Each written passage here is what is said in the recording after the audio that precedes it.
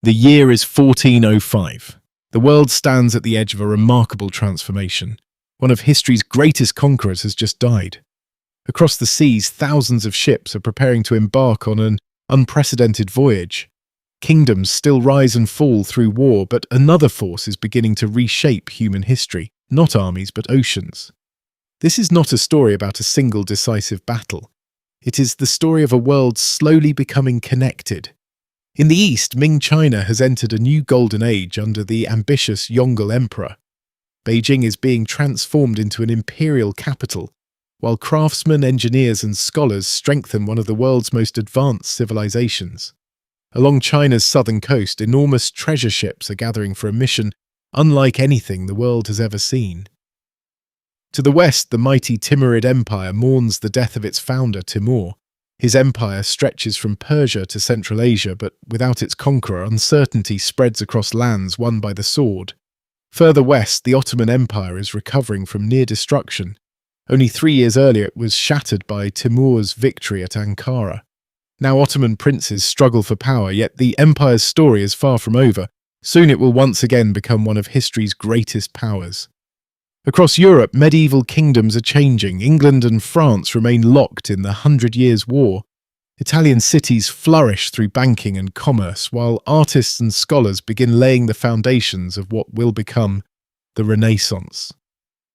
Trade is expanding and curiosity about the wider world is quietly growing. In Africa, the great caravan routes of the Sahara continue to carry gold, salt and ideas between powerful kingdoms and the Mediterranean. Along the eastern coast, thriving Swahili city-states link Africa with Arabia, Persia and India through the busy waters of the Indian Ocean. Across India, the Delhi Sultanate faces growing challenges after Timur's devastating invasion a few years earlier. Yet India's ports remain among the richest trading centres on earth, welcoming merchants from Africa, Arabia and Southeast Asia. Far across the Atlantic, the Americas flourish in complete isolation from the Old World. The Aztecs are rising in central Mexico, while the Inca state is beginning its expansion in the Andes. Their civilizations develop independently, unaware that one day distant oceans will bring entirely new peoples to their shores. Unlike 1402, remembered for the thunder of armies and the clash of empires, 1405 is remembered for something quieter, but far more enduring. This is the beginnings of a new chapter when the world's oceans slowly transformed from barriers into highways, linking continents, cultures and civilizations in ways never seen before. Welcome to 1405. The year is 1405, and China stands at the beginning of one of the most ambitious building projects in human history. Only a few years earlier, Zhu Di seized the throne after a brutal civil war, becoming the Yongle Emperor, the third ruler of the Ming dynasty. Although victorious, he knows that ruling an empire requires more than military strength. It demands stability, prosperity, and a vision that will outlast generations. Yongle wastes no time. Instead of simply governing the empire, he begins to reshape it. Far to the north, the city of Beijing is chosen as the empire's future capital. Thousands of architects, engineers, craftsmen, and laborers arrive from every corner of China. Forests are harvested for giant timber beams. Massive blocks of white marble are hauled across mountains and rivers. Brick kilns burn day and night as the foundations of an imperial city begin to rise. At the heart of this new capital, construction begins on what will become the Forbidden City, a vast palace complex designed to project the absolute authority of the Son of Heaven. Though still little more than foundations and scaffolding in 1405, it will eventually become the political centre of China for nearly 5 centuries. The emperor also understands that a great capital needs reliable supplies. Work accelerates along the Grand Canal, the world's longest artificial waterway. Canals are repaired, locks improved, and waterways deepened, allowing grain, soldiers, and goods to travel efficiently from the fertile south to the northern capital. Meanwhile, in the great shipyards of Nanjing, another extraordinary project is taking shape. Skilled shipbuilders labour around the clock, constructing enormous wooden vessels unlike anything the world has ever seen. These treasure ships will carry diplomats, merchants, soldiers, translators, and precious gifts across distant oceans. The scale of Yongle's ambition amazes everyone. Workers laugh among themselves, saying, "The emperor doesn't build houses, he builds entire cities." Little do they know that these shipyards are preparing for a voyage that will astonish the world. One trusted admiral is about to receive an extraordinary mission. The year is 1405, and on the banks of the Yangtze River, history is about to set sail. The Yongle Emperor has chosen an extraordinary man to lead an extraordinary mission, Admiral Zheng He. Born in Yunnan and captured as a boy during the Ming conquest, Zheng He rose through the imperial court to become one of the emperor's most trusted advisors. Now he has been given a task unlike any before it. Waiting in the harbour is the largest fleet the world has ever seen. More than 300 ships stand ready for departure, carrying an estimated 27,000 sailors, soldiers, diplomats, interpreters, physicians, craftsmen, and merchants. At the heart of the fleet are the legendary treasure ships, towering wooden giants that dwarf every European vessel of the age. Their towering masts dominate the skyline, while their vast hulls are filled with silk, porcelain, lacquerware, and precious gifts destined for distant kingdoms. But these ships are not sailing to conquer. Unlike the European voyages that will begin nearly a century later, the Ming dynasty is not seeking colonies or overseas empires. Instead, Zheng He's mission is one of diplomacy. He carries imperial letters inviting rulers to establish peaceful relations with China. He offers gifts in exchange for tribute, encourages trade across the Indian Ocean, and demonstrates the wealth and prestige of the Ming Empire. Wherever the fleet arrives, from the kingdoms of Southeast Asia to the ports of India, Arabia, and East Africa, it brings not only goods but also ideas, technology, and cultural exchange. For many who witness the fleet, the sight is almost beyond imagination. Towering above the water, the treasure ships seem less like ordinary vessels and more like floating palaces. Their multiple decks, towering sterns, and enormous sails leave foreign visitors speechless. One story tells of a ruler staring across the harbour before asking in disbelief, "Are those floating cities?" Whether the tale is true or not, it captures the astonishment these ships inspired. As sails catch the wind and anchors are raised, Zheng He's fleet glides toward the open sea. Its destination is the Indian Ocean. Its mission is peace through power, friendship through diplomacy, and prosperity through trade. The age of global connections has truly begun. The year is 1405, and across the frozen plains of Central Asia, one final campaign is underway. For more than 3 decades, Timur, known in the West as Tamerlane, has built one of the largest empires in history.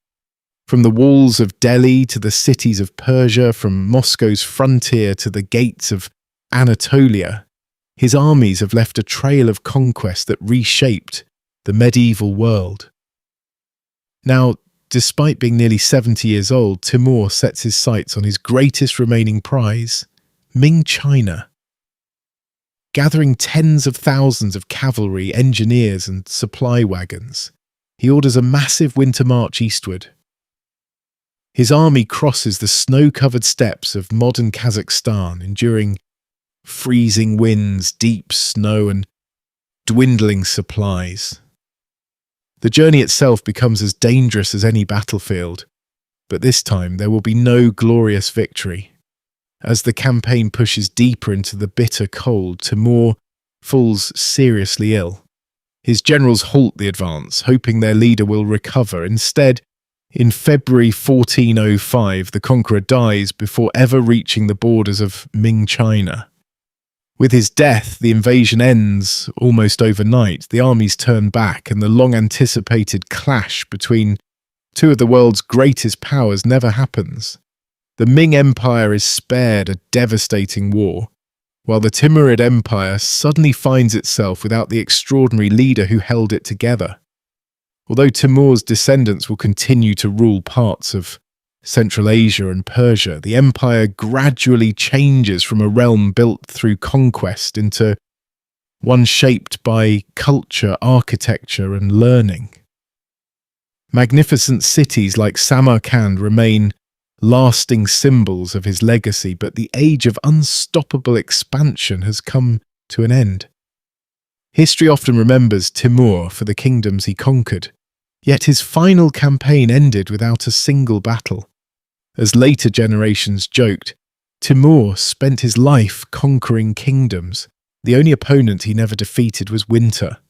Sometimes even the greatest conquerors cannot overcome nature. The year is 1405 and the Ottoman Empire is fighting not a foreign enemy but itself. Just 3 years earlier, in 1402, Sultan Bayezid I suffered a crushing defeat at the Battle of Ankara. Captured by Timur, the once powerful Ottoman ruler died in captivity, leaving behind an empire without a clear successor. Now, his sons each claim the throne. Across Anatolia and the Balkans, rival princes gather loyal armies, forge uneasy alliances, and compete for control. Brothers become enemies as the Ottoman Empire enters a bitter civil war known as the Ottoman Interregnum. For the empire's people, these are uncertain times.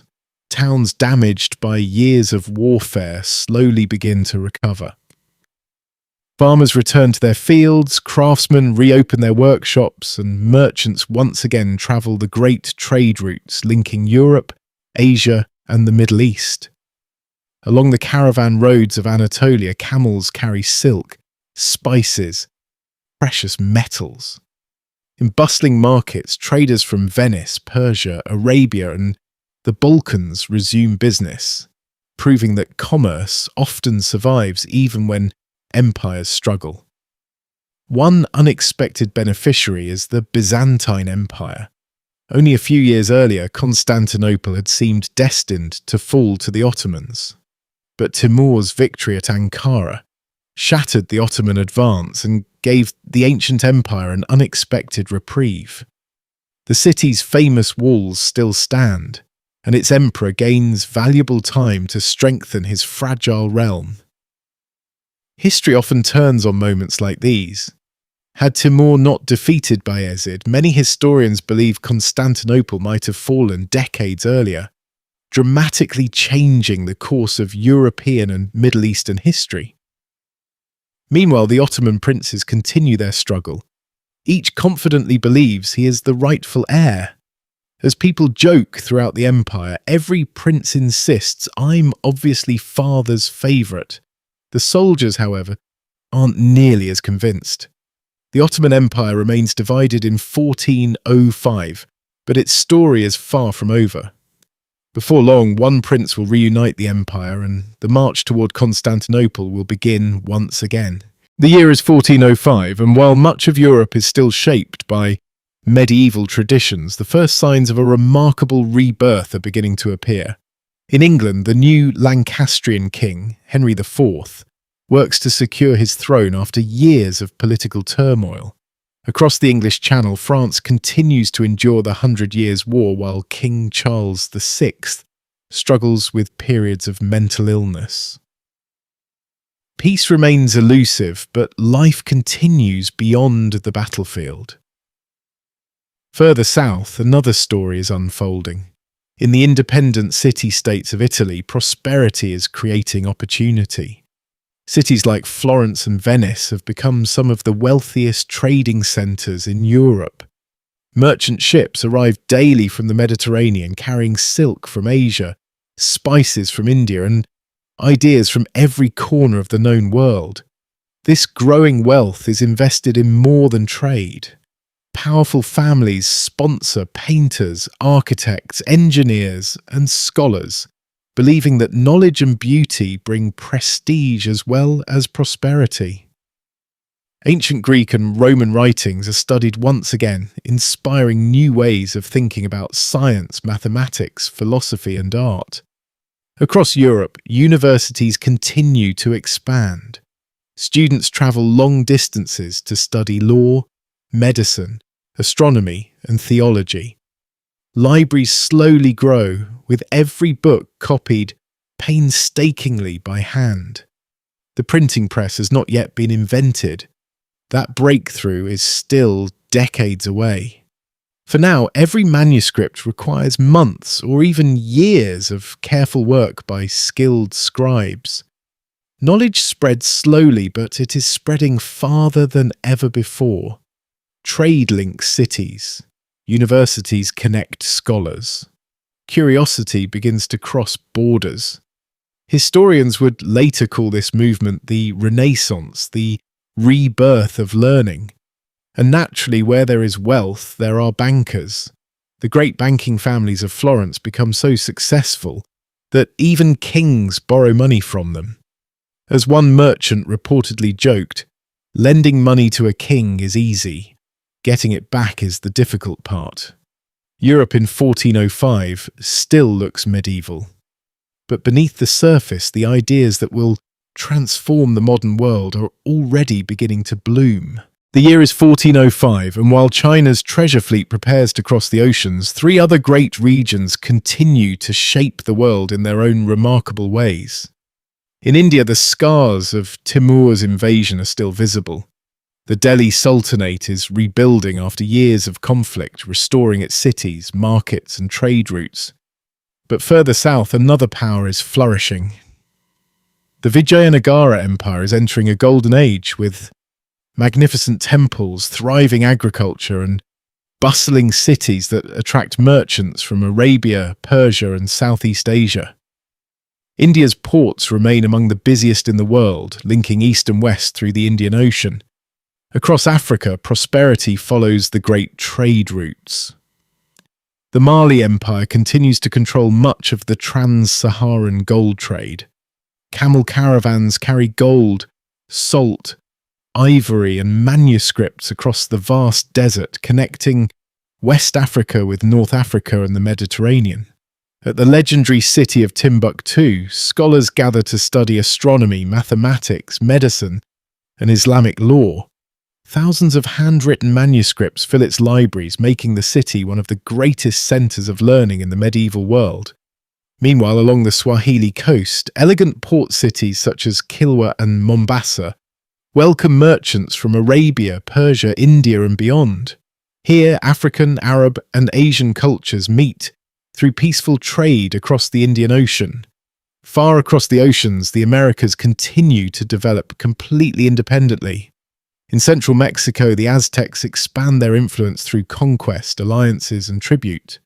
High in the Andes, powerful kingdoms are laying the foundations for what will soon become the mighty Inca Empire. Across the vast Pacific Islands, skilled navigators continue traditions of ocean voyaging that have connected distant islands for centuries. None of these civilizations know the others exist. Yet each is advancing in its own extraordinary way. Imagine, for a moment, a Chinese admiral, a Venetian merchant, a Mali trader, an Aztec priest, standing together in the same marketplace. None can understand a single word the others say, but they all recognize the shine of gold, the beauty of silk, the fragrance of spices, the joy of good food, and the spark of curiosity. Some things never change. The year 1405 may not be remembered for a single decisive battle or the rise and fall of one empire. Instead, it marks something even greater, a turning point in the story of humanity. This was the year when the age of the great conquerors began to fade. Timur, one of history's most formidable military leaders, died before reaching China. His final campaign ended not in victory, but in silence. At almost the same moment, on the banks of the Yangtze River, another chapter of history was beginning.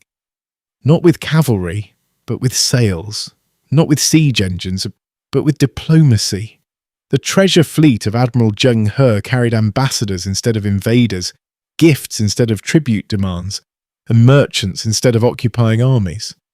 Across the Indian Ocean, civilizations met through commerce, curiosity, and cultural exchange.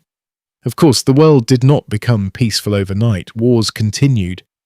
Kingdoms still fought for power. Empires still rose and fell. But history had begun to move in a new direction. Trade routes became lifelines between civilizations. Diplomats travelled farther than ever before. Ideas crossed mountains and oceans. The seas, once viewed as barriers separating peoples, slowly became highways connecting continents. The transformation would take centuries. It would not happen everywhere, and it would certainly not happen without conflict. Yet in 1405, the first great steps had been taken. This became the end of the great conquerors, the beginning of the great explorers. Instead of armies, ships. Instead of invasion, diplomacy. Instead of destroying cities, connecting them. The medieval world was changing, and the first chapter of our connected world had begun.